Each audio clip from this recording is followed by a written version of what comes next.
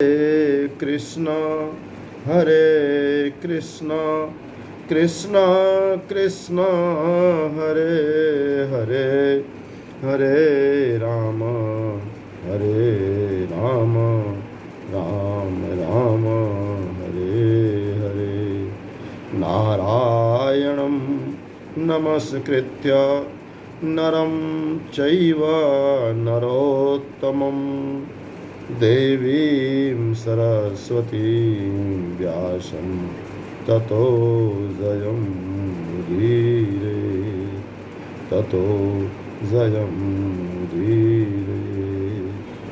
हरे कृष्णा।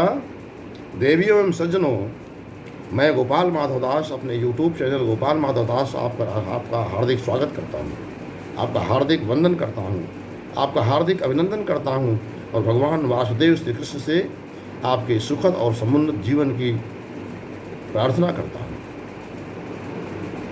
भगवान श्री कृष्ण ही संसार के नहीं, सकल ब्रह्मांड के नहीं, अनंत ब्रह्मांड के नायक हैं।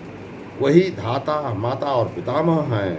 गीता में भगवान कहते हैं कि अहम अस्य प्रभुः मत्तः सर्वः प्रवर्तते, यानी इस संपूर्ण अनंत ब्रह्मांड का उत्पन्न करने वाला मैं ही हूँ और मत्तः सर्वः प्रवर्तते, और मुझसे ही सब कुछ प्रवर्तित है, मुझसे ही सब कुछ आंदोलित है, मुझसे ही सब कुछ चल रहा है।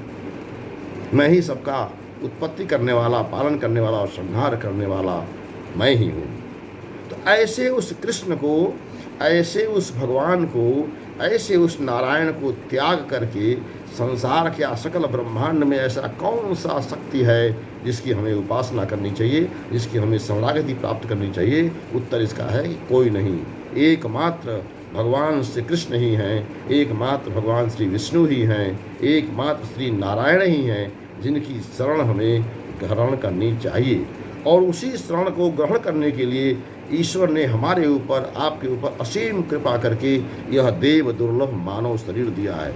यह देव दुर्लभ मानव शरीर दिया है। कहा गया कि साधन धाम विबुध दुर्लभ, साधन धाम विविध दुर्लभ तन मोहि कृपा कर दीन।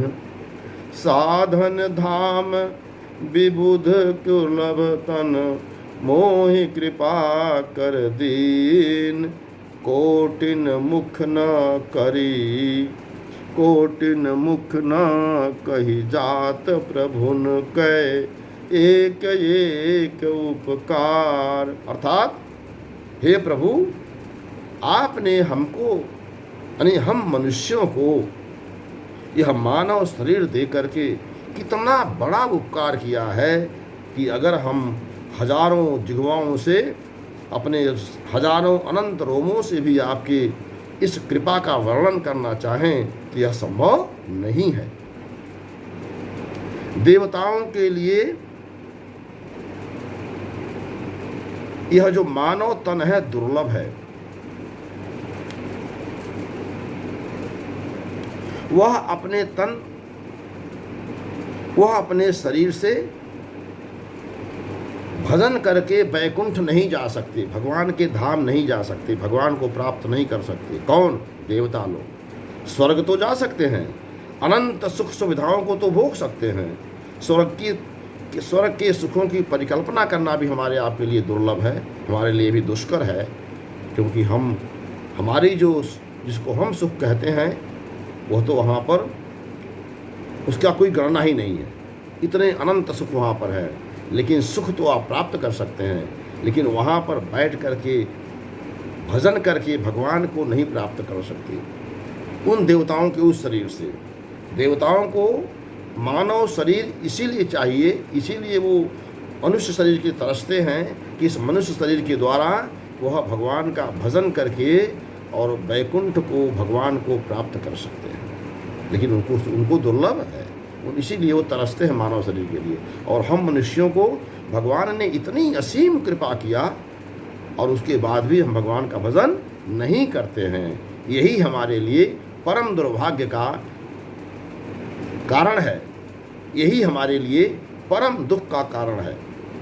देवताओं को भगवान, देवता लोग कहते हैं कि हे प्रभु, आप हमें नहीं मिल सकते।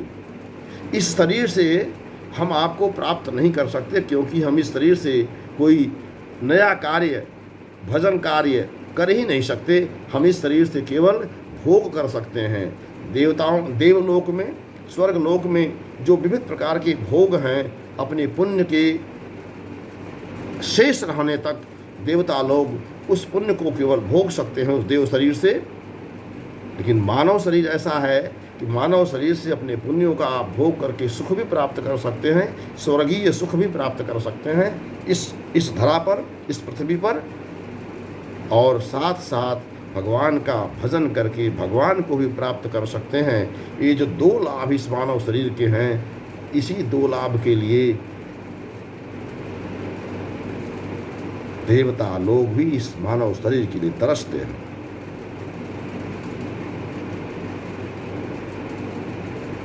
तो जिस शरीर के लिए देवता लोग तरसते हैं, उस शरीर को भगवान ने अत्यंत कृपा करके हमको, आपको, मनुष्यों को दे दिया।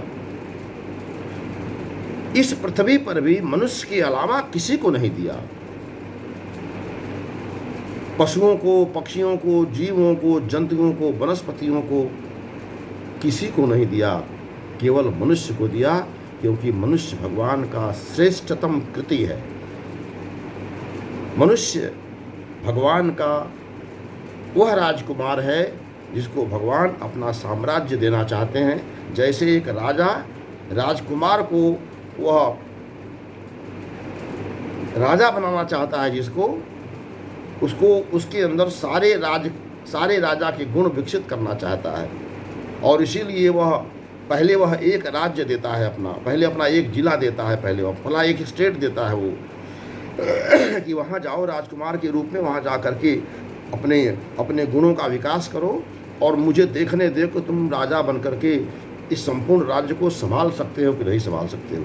और जब वहाँ वह एक राज्य को, यानी एक स्टेट को संभाल करके अपने को साबित कर लेता है, तो राजा राजकुमार को अपना राजगद्दी सौंप देता है, उत्तराधिकारी घोषित कर देता है। उसी प्रकार से हम परमात्मा के, हम ईश्वर के, हम कृष्ण के राजकुमार हैं। वो परमात्मा हैं तो हम उनकी आत्मा हैं, वह परब्रह्म है तो हम उनके ब्रह्म हैं, वह जगदीश हैं तो हम वो जगत के ईश हैं, तो हम वो हमारे मालिक हैं, वो हमारे स्वामी हैं तो हम उनके सेवक हैं, वो हमारे परम पिता हैं तो हम उनके पुत्र हैं। तो इसलिए भगवान ने हमको, आपको विशेष सुविधाएं केवल इसीलिए दिया कि हम इस मानव शरीर को पा करके, जिसके लिए देवता लोग भी तरसते हैं, इस शरीर का सदुपयोग करके और इस संसार में, इस धरा पर, इस पृथ्वी पर, इस मृत्युलोक में भगवान का भजन करके अंततः हम भगवान के पास चले जाएं, भगवान के राजकुमार बन जाएं, भगवान के राज्य को संभालने के लिए, नर से नारायण बनने के लिए, जगत से जगदीश के पास जाने के लिए हम अपना उस लायक हम बन जाएं। इसीलिए भगवान ने हमको यह मानव शरीर दिया है। इसीलिए कह रहे हैं कि साधन धाम विबुध दुर्लभ तन, मोहि कृपा कर दीन। एक भक्त कह रहा है कि प्रभु आपने बड़ी कृपा मेरे ऊपर किया कि आपने मुझे मानव शरीर दे दिया। कोटिन मुख न कही जात प्रभु, हजारों लाखों मुखों से भी, जिह्वाओं से भी अगर हम आपकी इस कृपा का वर्णन करना चाहें तो मैं कह नहीं सकता। एक एक उपकार, कि आपने मेरे ऊपर कितने उपकार किए।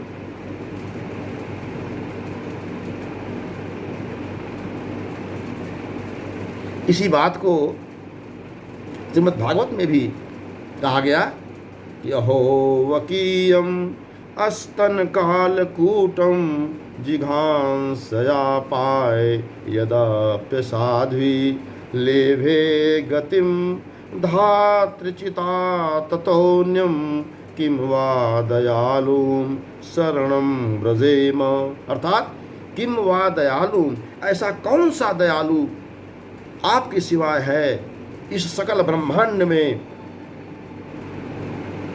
शरणम व्रजामि, जिसकी शरण को मैं ग्रहण करूं, जिसकी शरणागति को मैं ग्रहण करूं। अर्थात आपके सिवाय कोई नहीं है जो एक